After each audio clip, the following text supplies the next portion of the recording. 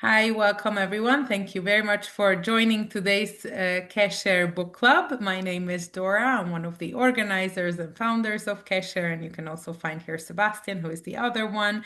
It's the two of us who started this project 6 years ago. Qesher means connection in Hebrew, and I know that many of you follow us regularly or have been to several of our sessions. Most of our events focus on Jewish heritage, Jewish culture, Jewish life around the world. So we invite speakers who do virtual tours or lectures sharing about a specific cities or countries Jewish community. However, the series that you are joining today is part of our book club series, in which we introduce Jewish themed books that are somehow touching on this theme of Jewish life around the world. We would like to welcome Susan Kleinman, who is our speaker and author today. She is the author of All Afternoon. I will very briefly introduce her to you, and then she will let you know about her book, after which we'll have a short conversation with me with a few questions, and then we'll open up for Q&A for everyone. Susan Kleinman is the author of All Afternoon, as I mentioned. Her short stories have appeared in the American Literary Review, the Baltimore Review, Craft, and JewishFiction.com, while her articles have been published in the New York Times, Cosmopolitan, Hadassah Magazine, Martha Stewart Living, and many other publications. She holds a BA in English from the University of Pennsylvania and received a Catherine Gaffrain Writing Fellowship at Sarah Lawrence College, where she later taught fiction writing. She grew up in a tight-knit Jewish suburb near New York City, similar to the one that appears in All Afternoon, that she will, of course, share more about with us today. So thank you, Susan, for joining us. And first of all, I just want to invite you to share with us about this book, about how it came about, what it's about, and anything that you'd like to share with people who haven't necessarily read yet the book. Okay, thank you. Thank you so much for that introduction, and thank you for having me. It's an honor to be here, and I just really appreciate what you do for Jewish authors and to share Jewish stories literally around the world. So thank you for that. What I want to do mostly in the time we have today is to talk about, as you mentioned, I grew up in a tight-knit suburban Jewish community in the 1970s, and the book takes place in a fictional tight-knit suburban Jewish community in the 1970s. And I'm mostly going to talk about how the particular Judaism of my childhood years shaped and influenced not only the background of the book, but at a certain point, which was not the original intention, started taking over and propelling the plot. But before I do that, I know you mentioned some people have read the book, some have not. So I'm just going to give a brief summary so that people who have not read the book can sort of follow along. First of all, this is what the book looks like, nice and pink. And the brief summary would be River Ridge, New Jersey, 1978. As feminism takes root in this tight-knit modern Orthodox community, women are opening businesses, rethinking their marriages, and challenging their synagogue's long-standing rules. But not Marilyn Weisfeld. Once a promising writer, Marilyn gave up her literary dreams 20 years ago when she married Jerry, a self-important professor of economics. Now she's too busy raising children, braiding challahs, and entertaining her husband's colleagues to think about what else her life might have led until the night an old friend comes to dinner.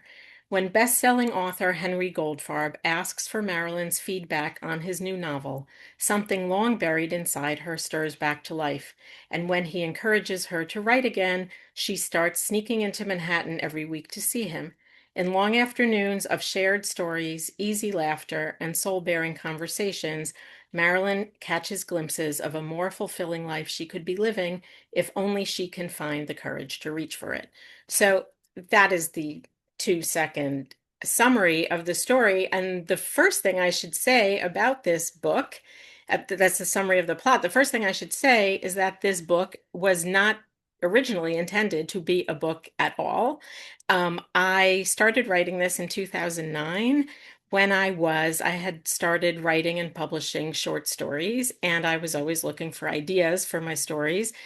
And one day I had lunch with a friend who's a generation older than I am, and she had been married to a professor in the 1970s, late 1970s, at a time when in the United States it was what was called it was the end of the second wave of feminism, and more women were going into academia. And she told me some stories about things that had happened at dinner parties she threw.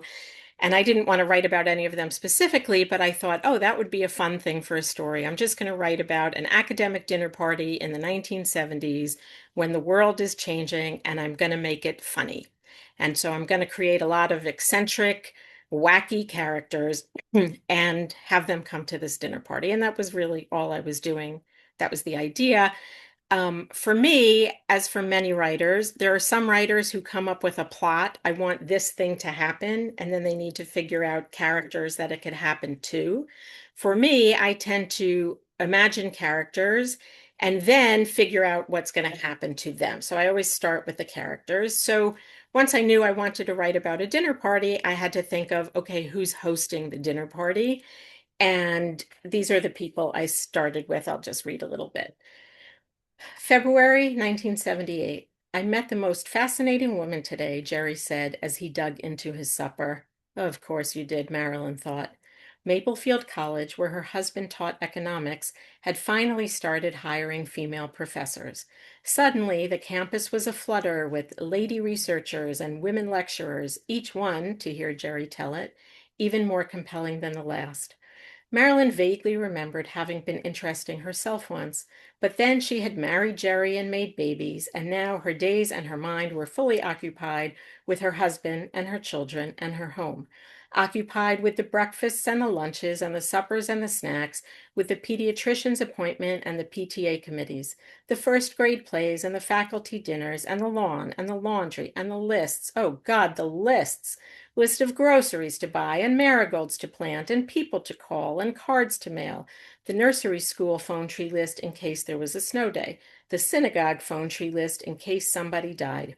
On the back of an old grocery receipt at the bottom of a kitchen drawer, Marilyn kept another list, a secret list, a list of things I could do to make myself more interesting. She could take a pottery class or maybe study Ikebana. She could audit a course at Maplefield. As a faculty wife, she could sit in on anything for free. But Europe, 1917 to 1945, started at 8 in the morning before her three older daughters boarded their school bus. An introduction to Greek archaeology finished at noon, exactly when she had to pick her fourth daughter up from nursery school. Bilingualism in Louisiana looked intriguing, but it met on Fridays, and Marilyn spent her Fridays preparing for Shabbos, the Sabbath, shopping and cleaning and braiding challahs and braising briskets and dressing salads and whipping egg whites into a froth for chocolate mousse, rushing and running and spinning and whirling until she lit the candles at sundown, said the blessing, and collapsed in an exhausted heap. So I started like that with Marilyn, and she's not based on anyone I know particularly, but I really could see her in my mind. And if you note, a lot of what I'm saying right up front about her is about her Jewish life, how she is preparing for Shabbos with the cooking and the cleaning and the candle lighting and the brachot. Um, but the reason for that in this story, the story was not particularly about anything Jewish, except that no matter what you're writing, your characters need to have a backstory. They need to be more than two-dimensional. And it's like Hemingway said about writing, it's like an iceberg. 9/10 are beneath the surface where you can't see it. So here, okay, you can see that she's Jewish, but it's not particularly relevant to the original story, but I needed her to be something.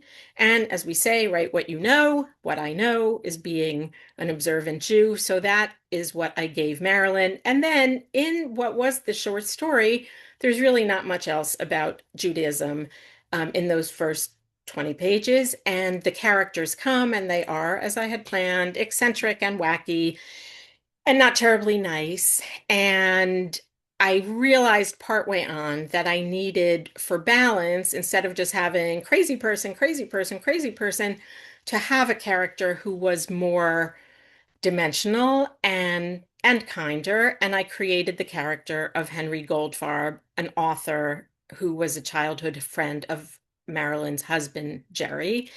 And at the party, it's clear that he's really the only one who remembers who Marilyn was before she was driving the carpools and cleaning the kitchen. And as the story ends, he gives her a copy of the galleys of his new book, looks her in the eye, and says, "Tell me what you think of it. I can't wait to hear what you think." And something stirs inside her because no one ever asks her what she thinks, and she falls asleep thinking about how her life might have been different if she had met Henry first. And that was the end of the story, and we're done now, except not, because I showed it to a friend who's an author and asked for some feedback. And he said, "It's good, but I don't think it's a story. I think it's a novel, and I think you should keep going with it." So I wasn't sure I knew how to do that, and I was kind of finding my way. But one thing I did know was that I wasn't particularly interested in making it a novel about these wacky academic characters, but that what interested me was Marilyn as a person and her relationship with Jerry, her husband, and her relationship with Henry, which I knew, spoiler, was not going to be, she was not going to run off into the sunset with him or check into a motel. I wanted it to be a transformational friendship between the two of them. And I knew that to do that, I needed to get her out of her house. So the part that was a short story all takes place in her kitchen, her living room, her dining room. I needed to create a community for her and a world for her. So I knew already the story was in the late 1970s, and I knew she was Jewish. And how coincidentally, I am a Jew who in the 1970s lived in a suburban community. And I really, although River Ridge, which is in New Jersey, where I have never lived, is not the town I grew up in, which is New Rochelle, New York, which is the real town that I grew up in.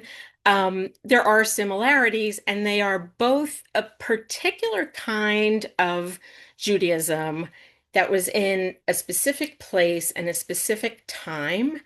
Um, and even when we talk about modern orthodoxy, that sounds very monolithic, but communities here are different than communities there, and this type is different than that type. I know when you and I had spoken previously, I mentioned how, if you are in the suburbs of New York, I grew up in the suburbs of New York. When I went away to college and met people from Chicago, they would talk about things that were too flashy or too over the top as being very New Yorky. And in New York, we would talk about people who were quieter, observant Jewish people who are quieter and less flashy as being very out of towny, right? So first of all, the egocentrism of referring to people as out of townish implies that your town, i.e., New York, is the town, right? So we, as New Yorkers, always, I mean, first of all, I think Americans in general tend to think we are the center of the universe, which is why we go to foreign countries and don't understand why not every single person speaks English, even though when they come here, I don't speak Hungarian. So that very narrow view, and you think, oh, our way is the way. And it really wasn't until I was older that I saw that there was much more dimension, even among Orthodox Jewish communities. But the community I was basing on was very particular, and a community that is shrinking because Orthodoxy in America in general is becoming more strictly religious, not everyone, but to a large extent. But also, there's a generational difference because the generation I'm writing about, Marilyn's generation, she was born in 1940, is the generation, her husband is a professor, both his parents and her parents were immigrants. Um, Marilyn and Jerry's generation, which is my parents' generation, was the first generation of, obviously there are exceptions, but to a large extent, the first generation of Eastern European Ashkenazi Jews who were born in this country, not in Europe, who had university educations and what we would call professional jobs, doctor, lawyer, college professor, engineer, as opposed to working in factories or having small businesses which is what more of the immigrants do. So, excuse me. So at a certain point in the early in the book, Marilyn is reflecting back, flashing back to when she first met Jerry, and what she says about him is, unlike so many young men she knew who were shedding their religious observance like snakeskins, Jerry still kept Shabbos. She imagined them moving to one of the new modern Orthodox communities in the suburbs, with rabbis who had college degrees in addition to their seminary ordinations, raising children who would embrace their Jewish heritage and ace their SATs. So that is Marilyn's world, and that is my world. But still, at the point where I'm starting the plot of the story, excuse me, um, this still is all just backdrop, except at a certain point, I realized that it could be not only the backdrop, but also could be used to shape the plot. So here's what happens. Henry asks Marilyn, "Oh, please call me the minute you finish reading the book." And she gets in touch with him and tells him that she loves it. And he invites her to come to a literary event he's doing in New York City. And she knows Jerry won't let her go. Remember, this was 1970s. So, husbands let and did not let was much more common then than it might be now. By coincidence, because you get one coincidence per book, and I used it on this, you can't get, oh, what a coincidence. Oh, what a coincidence. But I picked my one coincidence carefully, and her sister has theater tickets for the same day. So Marilyn tells her husband she's going to the theater, but before she goes to the theater, she goes to Henry's event and he gives a reading. And when they're done, he asks her if he can take her for a quick lunch. So, what I'm thinking as I'm writing this is okay, so she went to the event. I knew I wanted them to start spending a lot of time together, but not in any kind of passionate affair. And if she's already lying to her husband just about hearing him in an auditorium, what is going to make her overcome her resistance to hanging out with him that's going to be believable so that she hangs out with him enough times that he starts giving her what she wants most in the world, which I think is what all of us want most in the world, really, which is someone who sees us, someone who hears us, someone who believes in us, someone who pays attention to us. But before all that can happen, they got to keep getting in the same room somehow. So, what I decided was to take the part of my childhood Judaism that was very particular and have that propel the plot a little bit.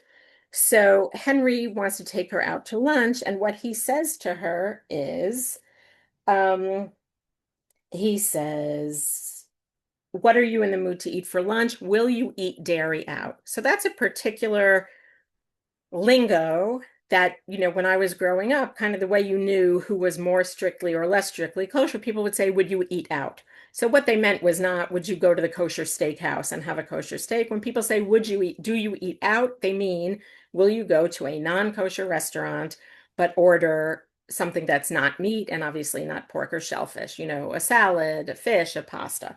So he says, "Will you eat dairy out?" Marilyn nodded, although according to the strict rules of kashrus with which she had been raised, even that was not permissible. In a non-kosher restaurant, the garden salad or broccoli quiche would be served on the same plate that might have held a pork chop just minutes earlier. But Jerry had decided years ago that the Weisfelds should make this religious compromise, this one accommodation, and eat fish and dairy foods in regular restaurants so that they could, as he put it, move about freely as citizens of the world. Marilyn hadn't even considered challenging him. He was the man of the house, the one who had gone to yeshiva. It had made her uncomfortable at first, sitting just a few feet away from strangers who were eating bacon or shrimp at neighboring tables. But now, dining in regular restaurants was something she did without much thought. Dairy would be fine, she said. After a few blocks, they stopped at a restaurant Henry said was pretty good. But the spinach salad contained bacon bits, the menu in the window noticed, and the description of salmon chowder at the next place they checked boasted that it was made with a rich shellfish stock. "Oh, look, Henry, there's a diner right across the street," Marilyn said, uncomfortable with the focus on her needs. "I could just get tuna or something." "You like tuna?" he asked. "I can make you a sandwich up in my apartment. I make a fantastic tuna fish on toast." "Tuna fish on toast," she said. "That was the name of your first story. I loved that story." You remember it? He says. Wow. So what do you say? Come on up. I'll make us sandwiches. Marilyn looked at her watch. Not quite noon. She still had plenty of time to have a little lunch with Henry before she had to head downtown to meet her sister. Sandwiches in his apartment would be faster than wandering from restaurant to restaurant looking for a salad that didn't have crab meat in it or a soup that wasn't made with bits of ham. So in that way, I said, okay, let's take this kind of Judaism that I grew up with, that's sort of straddling the strict observance of the rules and the bending of the rules, and let's use that to move the story forward. And it does, and that's sort of when she starts realizing when they're in his apartment that he is someone who really is interested in what she thinks and how she thinks, and he remembers that she used to be a writer and starts encouraging her. So as I'm writing forward, I realize that just as the Judaism of my childhood can push the plot forward, it also can become a subplot that is parallel to Marilyn's professional development and shows how the world is changing and she is changing. And I recalled that when I was about the age of Marilyn's daughter, the first bat mitzvahs started happening in our Orthodox community. And there was a rabbi in the next town over who was younger than most of the local rabbis and perceived himself as being a little cooler than the other rabbis. And he had daughters and no sons. And his eldest daughter was in my class, and she had a bat mitzvah that entailed nothing ritual. She didn't read from the Torah, she didn't lead any of the prayers, but she gave a speech after the service.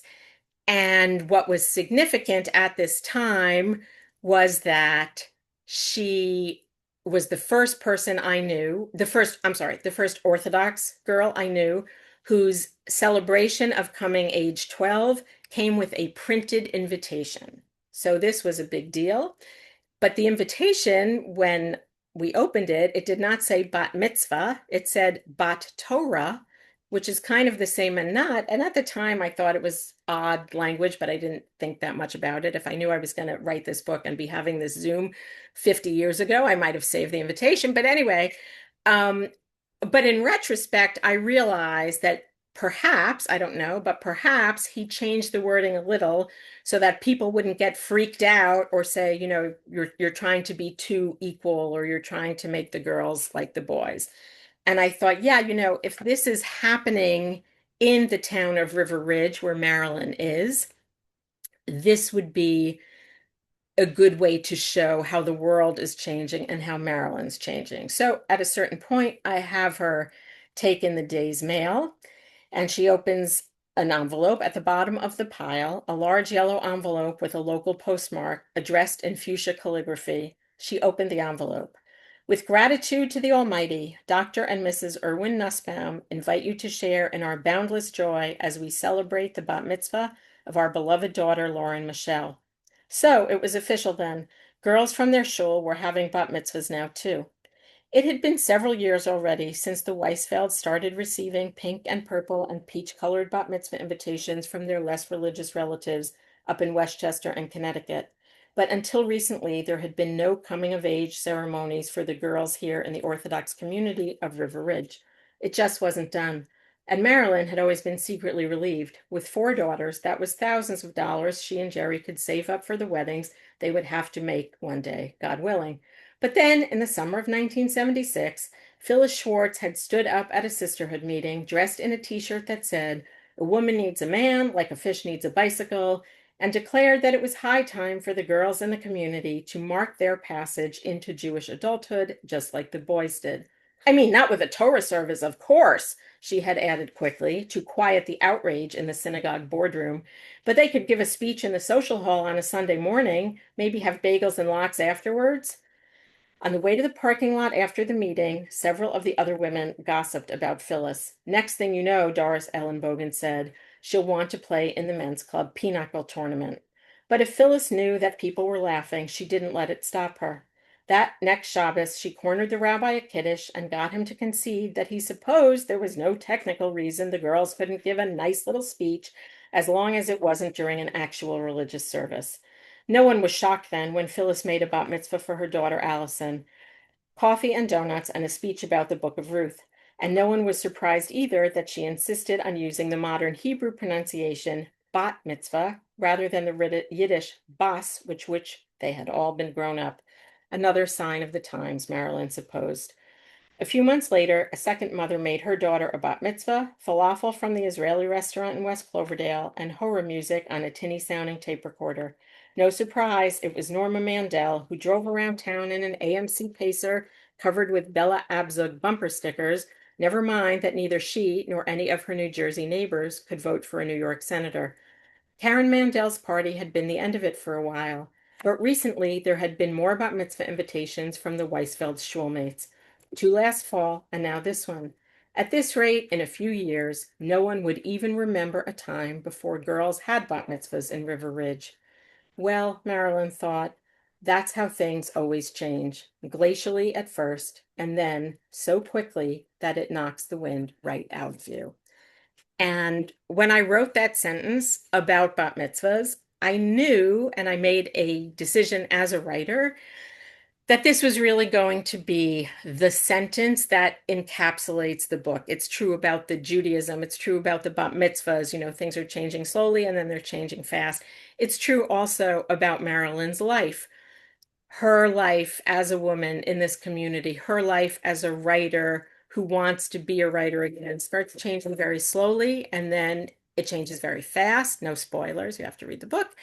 But what I didn't know when I wrote this was that that sentence, that things change very slowly and then very, very fast in an unsettling way, would also, unfortunately, be a sentence that could describe the time that we are in right now in 2026, particularly with anti-Semitism. Things were changing slowly over the past 10 years and then over the past 3 years very quickly. And so the world into which I brought this book back in this past April is a very different world than the world, not only than the world of 1978 when it's set, but the world that I was living in as an adult in 2009 when I started writing it. So when I'm out doing book events, and I've been on tour since April, and people say, how do you feel about talking about some of the less savory aspects of Jewish communal life at a time when there's really a microscope on us and people are being hypercritical of Jews? What I say always is that, I mean, first of all, there are a lot of people in the book who behave very nicely, but those who don't, it's not because they're Jewish, it's because they're human. So any of the communal, let's say, mishigas that goes on, the competition between people and the gossip and all that, that's not a Jewish thing, that's a human thing. And gotten a lot of response from readers who are not Jewish saying, yeah, it's just like that at a church, or yes, it's just like that at my children's PTA or at our country club or in our homeowners association. And unintentionally, what I'm seeing through that, first of all, I didn't know I would need to see that when I wrote it, but it has been very gratifying to see that as much as we feel divided now and separate perhaps from the wider community, that people really do respond to a Jewish story as human stories. Jewish stories, our stories, are human stories. And that stories really are the way, not in a didactic way, but that stories and that fiction and that novels are one of the things, even in the most divided times, that remind us how much the same we really are. So that is that's how the book has come from its being a short story to a novel, and from being something relevant to a long time ago to something that I think and hope is relevant to us today. Thank you so much for this introduction. And I think it's very special how you speak about this community, how you started with saying that, yeah, we often thought that this is Judaism and this is what everyone thinks of as Judaism, and then how you understood that it's a very particular kind of Judaism, and that now you can see it from outside and point out the particularities of the community and things that work differently in your community and in others. And I just want to say that there were a few comments when people said that there were bat mitzvahs in earlier or Jews arrived to the US earlier, but that I think you were speaking about this particular community that you are referring to. So that's just a clarification. And for me, that's why it was very interesting because didn't grow up in this, you know. I'm from Europe. I'm from Hungary, so for me, this is just as unique as any other community that we introduce in Qesher. So it's very nice to see it through your lens. I'll just ask a few questions that we can discuss this a bit further, and then we'll open up for the audience to ask questions as well. One question that I'll ask that I think you haven't spoken yet about is in what ways does Marilyn's Judaism give her strength, and in what ways does it confine her? So it gives her strength in the sense that at the beginning, she finds it very comfortable and comforting that she knows exactly what she has to do, what she has to eat, what she has to cook, where she has to go. She knows every week exactly where she's going to be on Saturday morning. She's going to be in her exact seat in her exact synagogue. She knows that every Friday she's going to be cooking and spinning and whirling, and it's all very familiar and comfortable to her. And there's a line in the book where on a Friday night, Jerry is singing to her Eshet Chayil, which King Solomon wrote, a jillion years ago about the ideal woman who rises at dawn to make food for her household and knits coverlets and feeds the poor and all this. And Marilyn is thinking, wouldn't King Solomon's wives have had servants to make the blankets and the food and all of that? Like, but she says she has found that she's happier when she doesn't analyze things too much. So that is who she is at the beginning. She doesn't analyze, she doesn't question. She has a playbook, and it's not just the Torah being the playbook of thou shalt not do this or thou must do this, but also the communal playbook. Like everyone knows what you do and don't wear to shul. Everyone knows what you do and don't serve for Shabbat lunch. So at the beginning, she likes that and is comforted by it. As she starts to change, and as she sees that with her or without her, the world is changing, she does start to feel confined by it. She particularly starts feeling confined by all of the domestic obligations that running a Jewish household entailed. And at a certain point, she says to her sister, they're on the phone, and she says, I wouldn't need a day of rest if I didn't have to cook for the day of rest. And we see her starting to become a bit resentful of all the work she has to do to to keep this going. Things that are not necessarily required by halacha, by Jewish law, but are just the way we do things. And she starts to feel suffocated by it. And it's a big moment for her when she allows herself, because she's busy writing, to buy takeout food from the kosher deli rather than making everything from scratch. And we see her moving toward a life that is less confined by the cultural, not so much, again, not so much halachic, but the cultural requirements of her kind of Judaism. I also just want to address what you said at the beginning about people saying Jews were here earlier. Yes, they absolutely were. Jews were here before the United States was the United States. And Ashkenazi Jews, there were certainly Ashkenazi Jews who came older, but came earlier. Um, and there were people in my parents' generation who did not go to university. But my point really is that in the very particular type of community, that was the case. So is that true of American Jews across the board? Absolutely not. And obviously the Mizrahim and the Sephardim are a whole different thing. But even with Ashkenazim, um, it was not so much that all the Jews came at the same time, but that this particular type of community had Jews who were the first generation. Yes, thank you. And I think when we spoke, you mentioned that you thought about first setting the whole story in the 2000s or in the 90s, like a bit later than what you eventually decided. So No, didn't you say something like I thought you said something like that. But No, I think I said the book I'm writing on now is set in the 90s. okay, okay. And yes, the world, so the novel I'm writing now is set in the 90s. And in many ways, it is quite different. In some ways, the same, but in many ways, different because the age of the people I'm writing about now are such that the parents were born when the parents in All Afternoon were born. So it's the same generation, but even though the people are the same age, the culture has changed. I mean, the So differences, that was going to be my yeah. question. How would the book have been different if you had written it to be in the 2000s or today? Like, how did these communities change since then? What shifted? How are they different now or were different 20 years ago?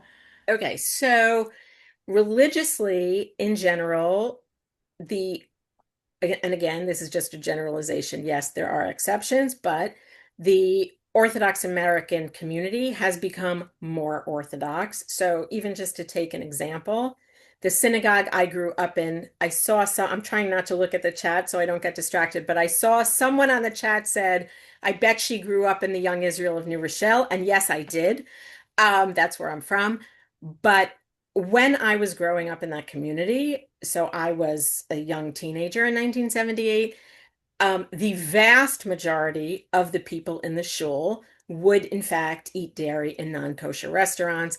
So much so, and I think I told you this when I chatted, that every year, the night before Pesach, when the night before the Seder, when everyone's kitchens were changed over and there was no food in the house because, the next day was going to be Pesach, there was this one not kosher Italian restaurant on the other side of town, and three-quarters of the shul would be there, and the waiters would come, and they knew because they never saw us any other time that, these are the people who come once a year and don't eat meat and don't eat pork and don't eat shellfish, and they would come over and say, you can have the spaghetti marinara. Oh. Also, when I was growing up, there may have been more, but I can only think of one woman in that synagogue who always kept her hair covered. Now the number is significantly higher. And even in my synagogue, I live in White Plains now, which is more religiously left wing. A large number of women are covering their hair.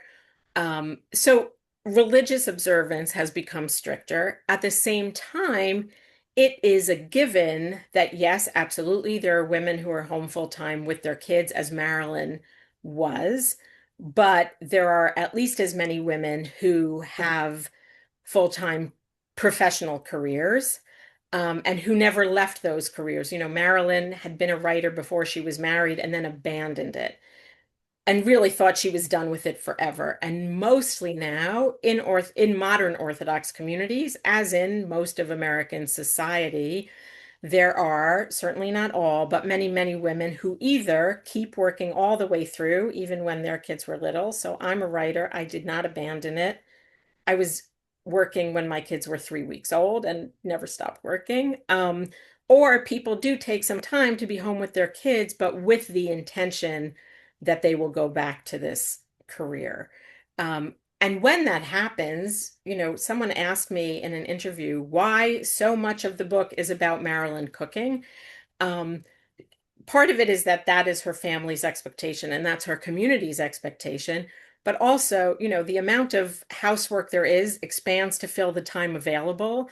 So if you are, as some of my neighbors here are now, teacher, doctor, lawyer, professional, um, you have less time to cook. So this business of cooking for days and days in advance just doesn't happen because people have something else they have to do and somewhere else they have to be. So the cultural shifts of more women being in the workforce has to some degree affected how not so much the religious observance, but how the culture of the community is that it is expected that the women are going to be out of the house and not have time to do all this. I do see someone in the chat just asked, I said, I'm trying not to see. about are there men who study Torah full time in our community? No, this is not that type of community. The community in the book is not that type of community. The communities I have lived in are not that kind of community. That would be in America more of what would be considered a Haredi community, an ultra Orthodox. But even among the people who don't eat in non-kosher restaurants or where the women do cover their hair, the men, unless they're retired, are all working in a professional capacity, um, not studying Torah all day. Thank you. And you even mentioned that some of the synagogues have become more egalitarian. Yes. So not all, and some have really drawn the line, but let's say the Orthodox synagogue that I belong to now has women's service where the women do read from the Torah, lead the prayers, do everything. It is separate from the men's service. And then a couple of communities I know of, Orthodox communities, have little sort of spin-off minyanim that meet once a month or once every 6 weeks that are there is a mechitza, a division between the men and the women. It's still sitting separate, and the women don't do all of the service, but they are reading from the Torah and going up to the Torah. But also in many communities and in my current community, we have a great rabbi who looks for ways to be more inclusive, whereas, there are people in the world who look for ways to say yes on any topic and people in the world who look for ways to say no.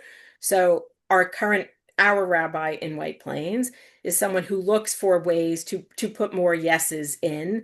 So any opportunity that within the bounds of halacha, but it just wasn't done that way before, that can be expanded for women. So for just a little example, in our synagogue, all the prayers that are newer prayers, like the prayer for the state of Israel, the prayer for the Israeli government, the prayer for the American government, the soldiers, are all read by women. There's no reason not to. We're reading in English or we're reading something that was written in 1948. Um, just as a way, and it depends how you look at it. Someone will say, well, that's still not the same as being equal. No, it's not, but it is looking for opportunities to move toward more equality and not just slam it down with, no, we don't do that. No, we don't do that. So, to look for ways to say yes. Thank you. I will read some questions from the chat that came in while we're speaking. Um, the first question was whether you'd be happy to Zoom with different book groups. Yes, I've been doing that for a bunch of synagogues and I've been doing it for, private book groups in people's home. I love doing it. No charge. Find me on my website, susankleinman.com. Send me a message. I would be so happy to do that. We'll send that out tomorrow to everyone, so everybody will receive the recording of this talk and also your website and where to get the book, Great. so they will all receive this. You partly touched upon this, but I'll read this question and you can add more if you want. Was the book based on any experiences you or your family or your friends experienced? So other than the evolution of the bat mitzvahs was very much what was happening in my world in real time in the 1970s. The particular experiences that Marilyn has are not based on me. As I said, I never put my writing aside. Also, people who have read the book would know that Marilyn's husband is not a very nice man. My husband is a very nice man. So he's very supportive of my work and I try to be supportive of his work. So it's not that kind of, I'm the husband, my career comes first. That does not happen in my house. And my mother, Marilyn takes a lot of garbage from her husband at the beginning and has bought into this idea that she is a secondary character. My mother was not like that. My mother was a very strong person, and my father was very good to her. But if he had ever not been good to her, it would have been the last time because she would not have stood for it. So the personalities are very different, but the backdrop is the same. That is how the world was changing, the Jewish world, the feminist world, and that was how the world was changing in real time as well. Thank you. A question from Jane. I've heard a lot of anti-Semitism expressed towards Jewish authors, attempting to isolate them from the author groups. Have you experienced that? So I have been very lucky in that you don't know what you don't know. Are there people that I sent the book to in the general media and said, "Do you want to review this?" who ignored me because I'm Jewish? Could be, but it also could be that people in the general media get a lot of books in and they don't respond to people. One thing, because of the timing of this, by the time I was bringing the book out, I knew that what you're saying is 100% accurate, that there is a lot of discrimination against Jewish authors and Jewish books.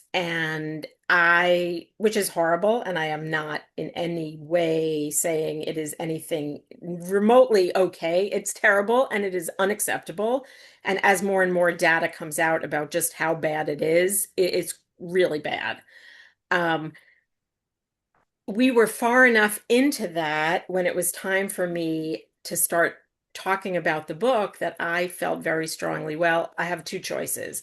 There's a Yiddish saying, it's better to light a candle than curse the darkness, right? And it's also just practically better to say, like, where will I be welcome and lean into that. So I've been doing a ton of events. A couple have been at public libraries, but mostly it's been synagogues, JCCs, groups like yours, which thank God for you, let me just say. And because I knew that I could talk to more people, you could talk to more people when people are open to what you're saying. And I felt like trying to push into a door that was locked to me um, was not going to yield good results. I have not yet. And I think partly it's because, it's not a book with a big publisher. It doesn't have a big splashy ad campaign. So I'm a little under the radar. So I have not gotten the kind of review bombing that sometimes Jewish writers get. And I have not had people jumping on my social media to call me all kinds of terrible names because I'm a Zionist. Yes, I am a Zionist. No one has been calling me terrible names, not because they wouldn't if they found me, but they don't know I'm there necessarily. So they're leaving me alone. I'm sure if I were out in a big public way and saying, I love Israel, more of my family lives there than here. I believe in the right of the Jews to live in our ancestral homeland. If I said that in a big enough space, I would get the same hate. But for better or for worse, I'm a little under the radar because it's not a big publisher book. So I haven't been subjected to as much of that. And I can't say I miss it either. So, but it's bad. It's bad and it's not okay. Thank you. You also mentioned this briefly, but just as a clarification, what generation, when were your parents born? My Uh, own parents were born. yeah, or Okay, Marilyn, okay. you So mentioned that. my own parents were born. My dad was born in 1933, and my mom was born in 1936. Jerry was born in Jerry Weisfeld, the husband in the book, was born in 1938, and Marilyn was born in 19. No, I'm sorry. He was born in 1936, and she was born in 1938. So when the book starts in 1978, she is about to turn 40 years old. Thank you. And this question comes from someone I believe also from New Rochelle. Your mom shopped in Remens. Remens, yes. Remens, sorry. Yeah, my mom was not from the big shoppers, but yes, I know the store you were talking about. Yes. Okay. Um, what do you mean by left-wing religious? I think you mentioned this term. Okay, so when you talk about right wing and left wing, I'm not talking about politics. I'm not talking about Trump. I'm not talking about Mamdani. If I never have to say either of their names ever again, I'll be very happy. But I'm talking about when we talk about left wing religious, we mean, let's say, moving from orthodoxy toward what in the United States is called conservative Judaism, in much of the world is called Masorti Judaism, as opposed to Dati Judaism. And moving to the right would mean moving more in the direction of ultra Orthodox or Haredi. So there is now a very wide swath of Judaism, where if you say, oh, this shul is Orthodox, this synagogue's Orthodox, this synagogue's Orthodox, but one of them will be more similar to a conservative Masorti synagogue, and some of them would be closer to a Haredi synagogue. Thank you. Are women counted in the minyan where you go to, in the Okay, synagogue where you go to? so in the Orthodox synagogue that we go to, women are not counted in the general minyan. Women, when there's a separate women's service, then there have to be 10 women before we could read the Torah. Where women are counted or are counted differently is in some of the minyanim that I mentioned where there is a mechitza, but the women are reading from the Torah. And at least in the ones I'm familiar with, including the one here in my town, which meets not inside the synagogue, but is all people from the synagogue. And then the next week they're back in the synagogue. Um, is that the service does not start until there are 10 men and 10 women. So, in other words, it's not like you could have 6 and 4 or 5 and 5 or 7 and 3. There's got to be 10 and 10. So, when you do that, it takes a little longer to get started because not everyone's on time. But that's how women are counted in that setting. Thank you. The next question, when they make the movie of the book, is there going to be a movie? Well, if there's a producer from Hollywood on this call, I can put my phone number in Okay. the Well, chat. but the question didn't end. So when they made the movie, I just thought that it's so nice that it doesn't say that Yes. if they made the I movie. like this It says positive when thinking. they make the Positive movie. thinking. Which actress would you cast as Marilyn and which actor as Jerry? Okay, so I am terrible with like who are the movie stars now? I don't read People magazine. I don't go to the movies, not because I'm too religious, but because I hate leaving my house and having to put real pants on.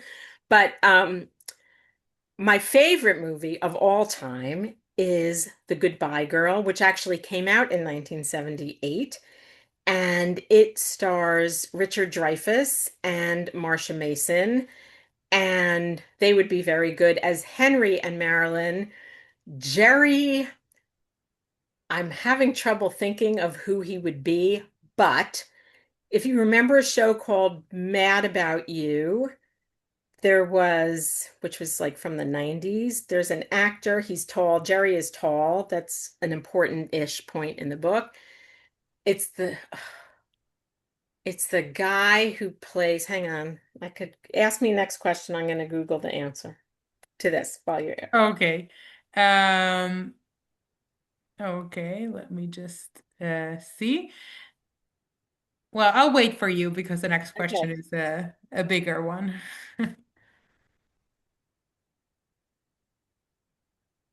Someone says Paul Reiner. No, so he was the husband. There was a neighbor. You know what? I'm not finding it, but he's kind of tall and a little awkward. I'm sorry if he's on this call, but he's tall. I'm sure he's not, but he's tall and he's kind of awkward and he's kind of annoying. And I'm gonna remember his name the minute we end the Okay. Someone call. else says Paul Giamatti. No. No, Paul Giamatti is not the right guy. Also, he's too short to be Jerry. Um, Okay. all right, but you I'll know ask what? you the next I'll tell you question. what, we'll do it in order. First, we'll wait for Hollywood to call me, and then we will reconvene and we will put our heads together and we will cast the movie. Okay, now we'll go to the next question. Okay. And one last Paul Brazier is the last guess for who you mean. No, so it was Paul Reiser who played the husband in Mad About You. Okay. Um, So, he what would do you, actually make a decent Henry, Paul Reiser. Okay. okay. What do you hope results from writing this book? Um, I think, first of all, I think when you write a book, if you want the book to be readable, if you write with a grand idea of, I want this book to get this message into the world, it feels like medicine for people to take. I didn't want to do that. When you write a story, you want to touch people, you want to entertain people, you want to make people think about themselves and their own lives. You want to, one thing that was very important to me, and again, not in like a big headline, like now you must think about this, but one of the messages from this book is that if you have dreams that you set aside at some point, it's not too late to go back and scoop them up. It's never too late. The fact that I'm sitting here with you, I'm 62. This is my first novel, so really, it's never too late. So that's, I hope that people resonate with that idea of someone going back and finding what they left behind. I am finding it very gratifying, as I said, that people who are not Jewish, who are not familiar with this community, are seeing themselves in the characters as well. Because whether you're Jewish or Christian or Muslim, if you're a wife and a mother in a traditional family, you have certain expectations placed upon you, and maybe some that you place upon yourself. And the fact that people can see themselves and then see the character that they relate to, moving toward a bigger and a braver life. That I'm happy that that seems to be happening. Thank you so much. I think that's a lovely closing thought. One more guess for the actor, Brett Garrett. I don't think No, so. still not. Okay, we'll have to wait for Okay. someone to produce the movie and then we'll look for the actors. Right. Great. Thank you so much. I'm just Dora, I think Barbara, I think she wants to say something. She's raising her hand. okay, sorry. I didn't see because Thank you. go First ahead, of all, Barbara. I did enjoy the book, but I think that there's no comparison between a New York Jew and a San Francisco Jew, although I live in Los Angeles now. Um, I'm a third generation San Franciscan, and the Jews out here were very much less religious. They Mhm. knew they were Jewish, but way less religious. Um, I remember we were switched to a Reformed synagogue to meet boys. And I walked out on the class because I one day said, for God's sakes, when are you going to stop teaching us that everybody hates us? Because there was very little anti Semitism in San Francisco. My father was born in New York. So my cousins had an opposite way of being raised. But I think we were actually the most religious and we were conservative and not a strong, not what I consider now. I'm a way stronger conservative Jew than I was when I was a kid, but we were considered a strong conservative religious. So it was interesting to read your feelings about the about the New York Jews because it's completely different from what we grew up with. And I'm now 88. I was born in 38. So I fit in with the ages of your protagonists. So, but I did enjoy the book. I just want you to Thank know you. that the first Thank 20 pages or 30 pages, there was very little Jewishness, other than finally Right. So she that was said, the part that was going to be right, the the short short story. story. For the Right, Judaism was just sort of to have some backdrop. right. Yes. And I was happy when you started to make it more Jewish, frankly, because I like reading Jewish things. My synagogue's book club, the one that I'm in is thrillers and mysteries, so we wouldn't want to have you come. But if you're write a mystery, we'd love to have you come online for it with us. All right, thank you. I just want to say one thing about what you said about San Francisco Jews versus New York Jews. I don't know much about San Francisco Jews. I have good friends who live in Berkeley, but that's one family, so I would not draw conclusions. But certainly within New York Jews, the Jews I portray are one small part of the spectrum. There are absolutely lots of Jews in New York who barely know they're Jewish, as there also are Hasidim in New York. So we have Right, all right. No, and it's that way here in Los Angeles. The Jews on the West Coast have become more religious. That's both LA and San Francisco. San interesting. Francisco, when I was a kid, I think there were two Orthodox synagogues. Nobody did bat mitzvahs. We never knew from that sort of thing. We were, we had what I can't remember what was called, but when we were 15 or 14, we had a ceremony so that so that girls could have a ceremony that the boys were involved with also. Probably Um, confirmation. Confirmation, yeah. We did that. That was a big deal because that's something we did with boys, but girls were allowed to be doing something like that. It's totally different now.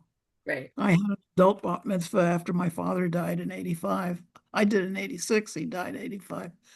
Um, and I'm glad I did it. And I feel bad for my generation that didn't get to do the learning that boys got. But boys hated it out here because it took away from life. Whereas I believe in New York, they just assumed it was kind of what they had to do. Out here, the boys hated their parents for No, I one. think it's more individual. I think they're definitely, I taught Hebrew school for a while. There are definitely kids who, when they're at Hebrew school, if it's an after school program, really Right. would rather be playing soccer or basketball or Exactly. Game Boy or whatever. I think it depends on the person. I think it would be romanticizing it to say that everyone here is so happy that they're doing it while they're doing it. I think like with so many kinds of education that kids get, they appreciate it later in life, but whether it's piano lessons or Hebrew school, while you're being told you have to do it, it seems like a drag. And then 30 years later, you say, oh, I'm so glad I can play the piano. I'm so glad I can read Hebrew.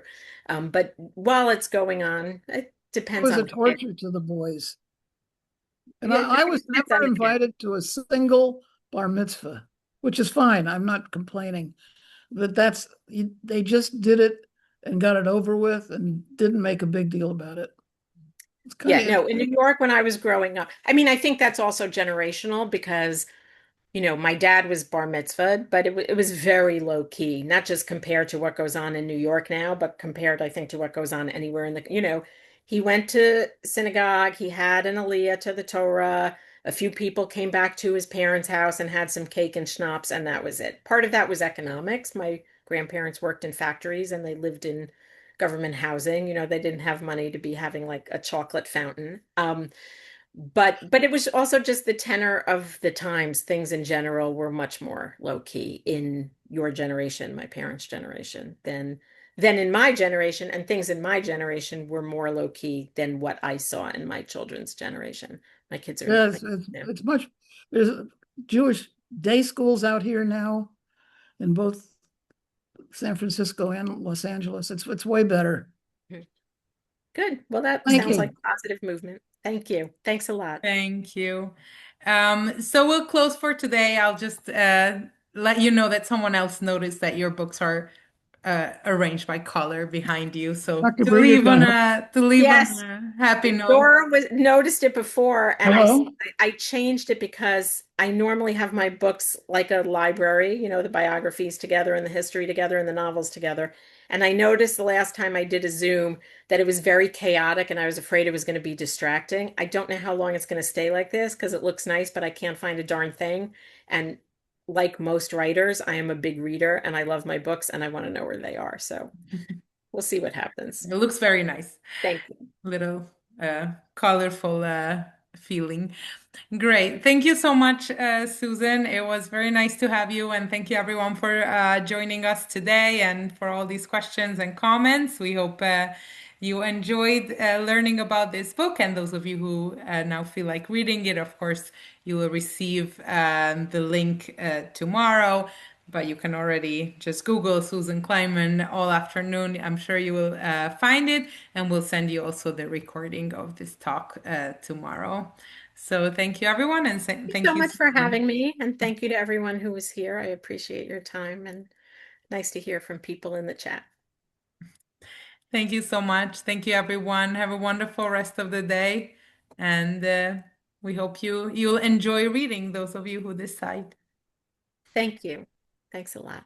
Thank you, Susan. Bye, everyone.